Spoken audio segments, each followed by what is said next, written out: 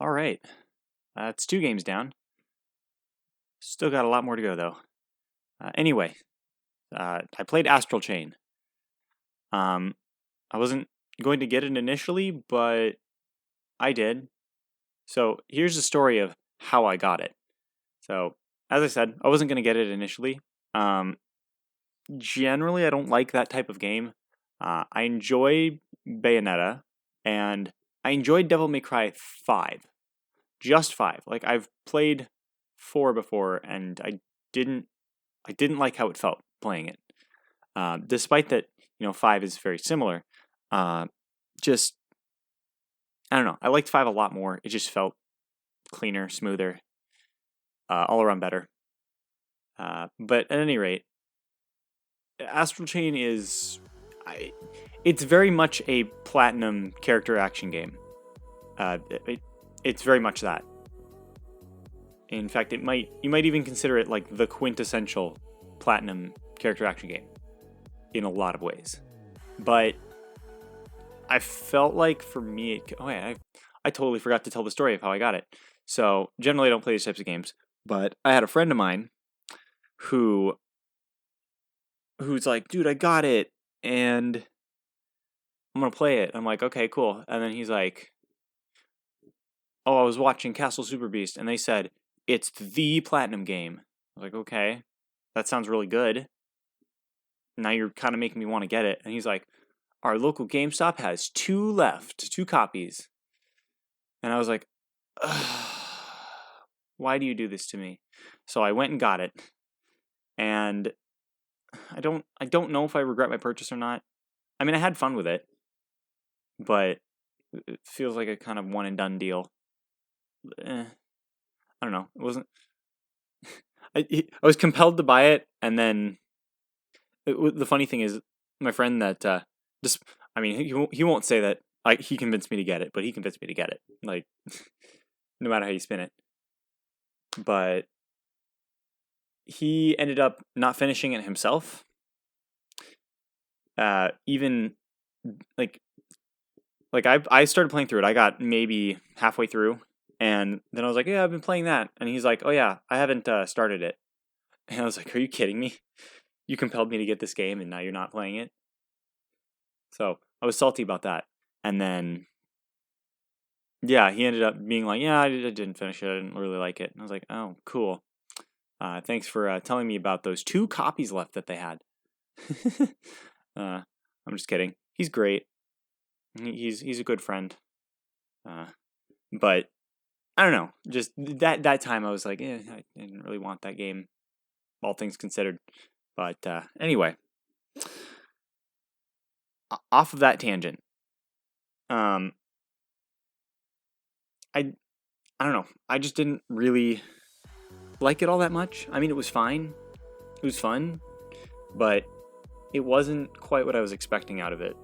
I feel like I should go like each individual thing. So let me start first with gameplay, and then I'll get into spoilers later. So gameplay wise, it's a character action game. I mean, it's very complicated. I actually would say it's more complicated than any character action game I've played. It's more complicated than DMC. It's more complicated than Bayonetta. There's just more. So you start off with bare bones, like nothing, and then the combat, just every level just gets more and more complicated and more complex. But yeah, so you get 3 hand weapons. You get your baton, which is like a quick short range weapon. You get your heavy short range weapon, which is I don't know what they call it in the game. I don't remember, but it's basically just a big anime sword. You get your big anime sword, and then the last weapon is the gun or the blaster or whatever you want to call it. I ended up not using the big anime sword at all because it was too slow, and I'm not generally good at these types of games. But I still played on standard because why not? Then past those 3 weapons, you also get 5 legions, which is your which is what is attached to your astral chain. And you've got 5 of those, and each of them has very distinct moves. So even beyond your weapons, you then have those, which are all unique, and the gameplay is just so complicated. I ended up not really using most of the legions. I mean, I did use them at some point. Sometimes the game kind of forces you to use each one. But in regular combat, I ended up using mostly just like 2 of them. I ended up using the sword and arm legion the most. I don't know, the other ones just, I wasn't feeling it. I mean, I used them all at some point. I tried to use all of them in combat at some point, but I don't know, it just wasn't feeling it. Yeah, I kind of mained the sword legion though. And I think there's 11 levels, which are called files. And each one you kind of, well, you start off with your baton, and then you like pretty quickly get the rest of your weapons. But with each legion, like, you very slowly get them, and then you're slowly able to level them up. Do legion learning, which gives them more stats or abilities or whatnot, and you're able to do your orders, which are like just little kind of achievements that also give you some small rewards. And like, God, the menu was something else to navigate, let me tell you. Yeah, and then each file's kind of, most of the files, nearly all of the files are split up into your investigation segments and then your combat segments. Every level you're going to be doing your investigation segment, which gives you some side quests, and you can pick up trash and throw it away for some extra points of some kind. I don't remember if that was the money or something, I don't know. But yeah, you can just do some side stuff, and then eventually you get to your main part, and then you get to your combat segment, and then it's just combat for the rest of the level. And I mean, that formula's alright. Wasn't fantastic, but it was alright. And by the end of the game, I was super done with it, and I was like, alright, I'm just going to skip the investigation part, and I'm just going to go straight to the fight, because I don't even care anymore. Like I said, it's complicated. I felt like there were too many options, and as much as I like Bayonetta, I feel like that one also doesn't. How do I put this? So with Bayonetta, which is the first character action game I ever played, I think. Where you got like your combo meter and whatever. That's the first one of those games I played, and it doesn't feel strong very often. The only time you feel strong with Bayonetta is when you're doing your Wicked Weaves. Otherwise, you frequently don't feel strong. Like, sometimes it's hard to set up combos because you're just constantly being bombarded by enemies. Then Devil May Cry, or at least Devil May Cry 5, you feel powerful. Things are mostly good. The only problem I had with Devil May Cry was dodging, because it's like the weirdest dodging system in like how you press the buttons to dodge. So I wasn't feeling that, but at least you feel powerful in Devil May Cry 5. And honestly, I feel like Nero is the best one to play as, because not only do you have your arms, which is, that's a nice little addition, but with his sword, you can rev it up, and like that just feels so good to do. And he's got enough combos where you can mix things up, but it's not so much that it's like confusing. Astral Chain, I felt confused through most of the game. No matter how many abilities I had, whether it was just a few or a lot, I always felt confused. There's just so much going on. I don't even feel like I used all of the combat options, if I'm being honest. And then by the end of the game, I was just like, this is too much, it's too hard. Like, the final boss I had too much trouble with. I ended up just ending up on YouTube, because I was like, no. But I'll talk more about that as I get into story spoilers, which I might as well get into that now. So spoilers going ahead if you're worried about that. So basically, this is a very standard anime plot. It's a standard anime plot. It's kind of not great. as far as the game plot goes. So you and your sibling, depending on whether you pick the boy or the girl character, you can pick either, and the only thing that decides is who gets dialogue. The opposite character of the one you pick is the one that talks. Your character that you play as will not talk, and they will only do grunts, which is kind of weird. It's just a lot of grunting. I picked the female character because she's cute. But yeah, so you and your sibling are part of the police force, and then you join, what was it, Neuron? Yeah, you join Neuron, which is the organization that creates the legions and then helps deal with the red dimension from taking over the world. For some reason I can't remember what the red dimension is called, but it's the red dimension. That's really all that matters. You go there and everything's red. But yeah, they talk a lot about red shift and stuff, and I'm sure there's deeper story stuff than what I learned because I didn't read all the inner files and stuff. I'm sure it's great. I'm sure it's really cool sounding, but yeah, no. So anyway, you join, and then you start fighting the chimeras, which are the evil red demons, and then you get your legion, and then all the legions go berserk, and then everyone but you loses theirs, and then you have to slowly recollect them, so you recollect one every level until the last one, which you get 2 levels before the final one. So that's weird. And so it felt like I didn't even have a chance to really get used to that one. But it was kind of useful, I guess, for what I used it for, which is pretty much, shield you. Okay, cool. Now switch back out. You have a dad character, but he dies right away, so I felt not really invested in him, because I was like, okay, he's dead very early on, why do I care?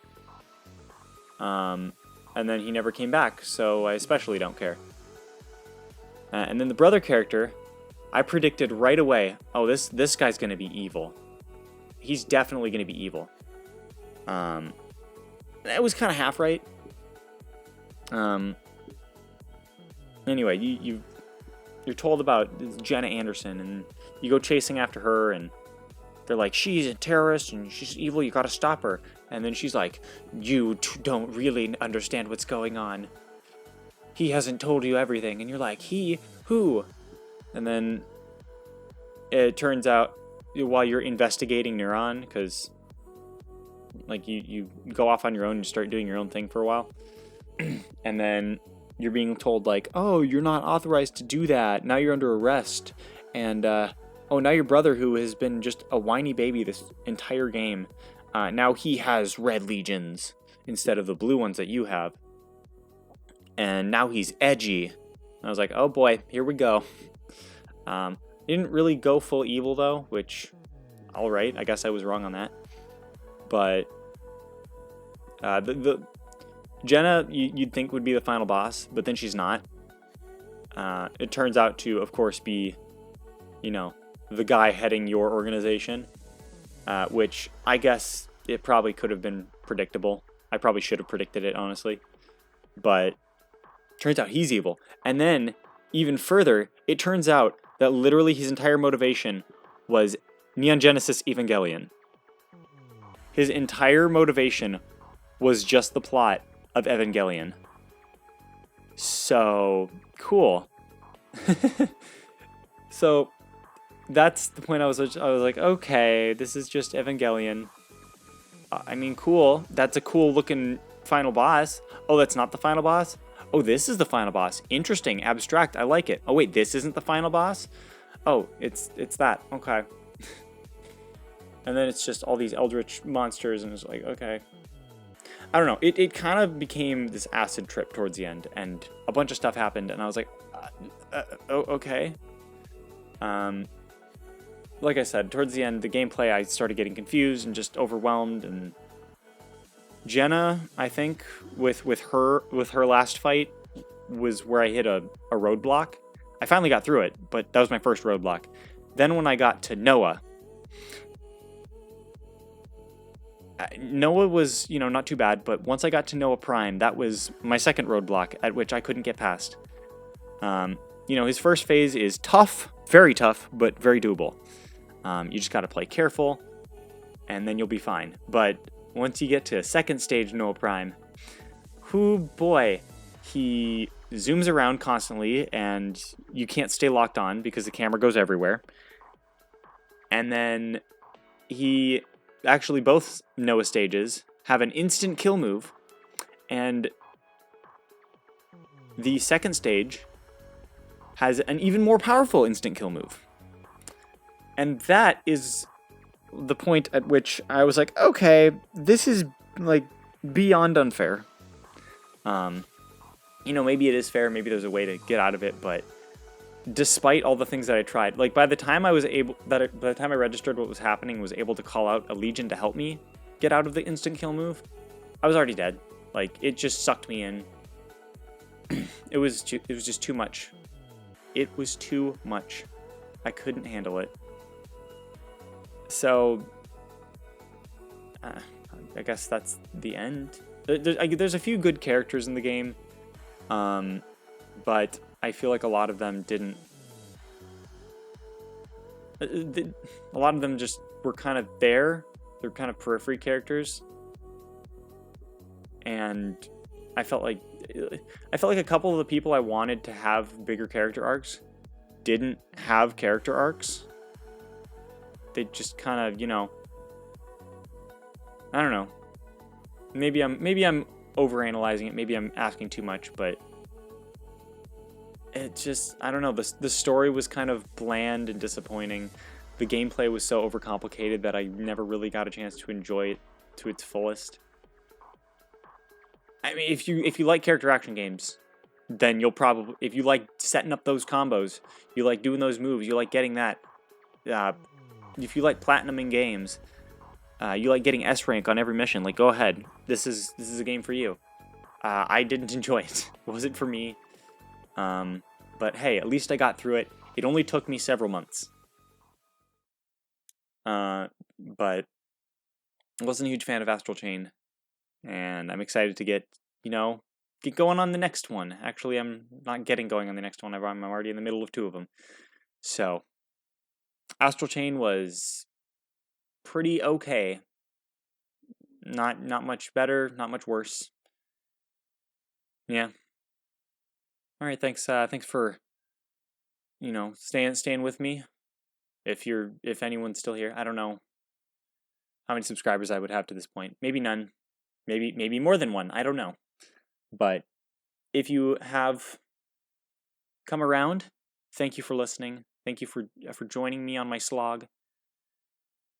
And I hope you have a good day. Do the liking, the commenting, subscribing, all that jazz, if you so desire. And thank you. Goodbye.